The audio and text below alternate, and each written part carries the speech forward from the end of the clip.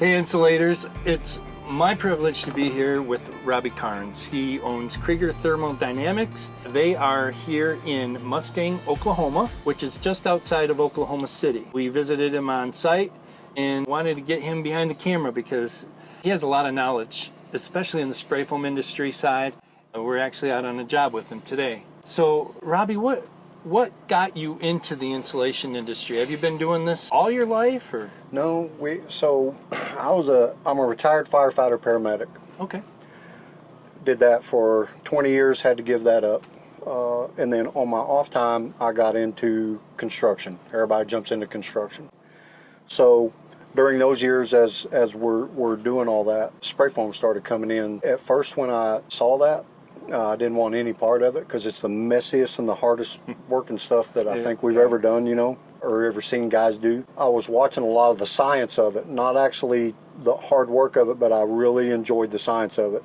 So we had an offer to come to a company that wanted to grow into that. That went for a little while, for a few years, and then that gentleman decided to get out of that. We wanted to keep going, so I gave up all my general contracting and other types of things with remodels and things like that, and I wanted to control one world.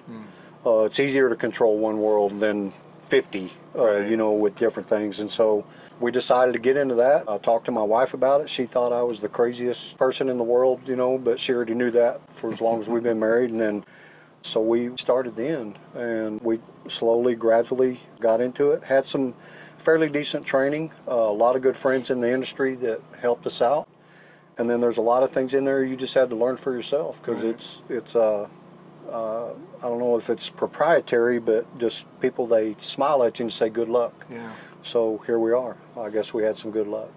Yeah, I have a unique respect for those who are doing spray foam. Putting a bat in the wall, blowing stuff into a wall is one thing. You guys have to be technicians. Yes. You have to be scientists. Yes. And artists. Yes. All at the same time. It's hard. It's a juggle every day, and we have this small joke that says, well, I hope the foam gods are with us today. One small thing breaks, or this or that, or you got hydraulics, you've got air, you've got so many things that go on, plus all your safety equipment, Right. just different things that go on with that. We work with so many tools in a short amount of time that you're there. You've got to have your head on a swivel, your mind right when you're going in, and so I think we like that challenge. There's some days we don't want to be challenged like that, and you are pushed to your limit. It's a great industry. I can't think of anything else right now I'd want to be doing. Yeah. Okay, so right now we're on a commercial job. You also do residential jobs too. Yeah. So we do open cell, closed cell. We do some polyurea. We do roof coatings and different things, but yeah, we do residential retrofits, hybrid systems, all kinds of things. So, and you know what a retro is. Yeah. We go in and extract, the fiberglass out or what insulation is in the top, and then we'll provide them an envelope for doing that, and then we do that. And New homes. And what you mean by hybrid is some foam and then the rest fiberglass. So a hybrid, great question. So a hybrid can be either with two types of foam, Right. but it's not just one system that's gone in. Like if it's going to be closed cell, the dense foam, or if it's going to be the soft foam, the open cell. A lot of times we'll do a hybrid system depending on what location you're in. A lot of times your climate zone, what area of the building or what structure you're doing. And then a lot of times now it's getting to where we're providing something much greater than what the customer had, but we're trying to get within their budget to get them the best thing that we can for what our customers can afford. And so a hybrid, we can do closed cell, and then we do a net and blow, putting fiberglass in the cavity and then going with that.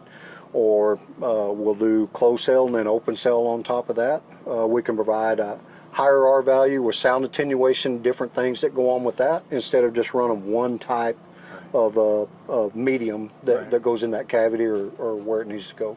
Okay. Yeah. Very good. Yeah. Now, a while back, for like 3-4 years ago maybe, you purchased a vacuum. Yes. And how has that been for your business? Oh, a godsend. When we first started, we would be shaving our open cell and different things like that, and we would have to make our own bags big enough for the shavings to go out to get them into a dumpster and then go. So we just called them, we're making big burritos this day, and they're huge, 4 feet tall, 15 feet long, and you're trying to get those things out through a door and doing all that. And I remember calling you saying, hey, I think I need one of these things. What do I need? I appreciate how helpful you were in that. So we purchased our CoolVac.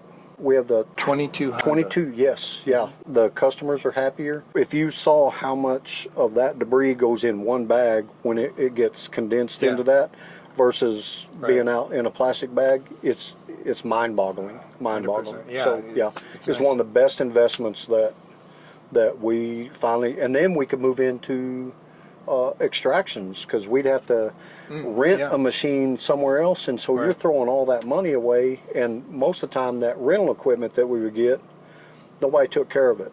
And it was some of the worst stuff you would just ever get, and you're just at the mercy of whatever rental company.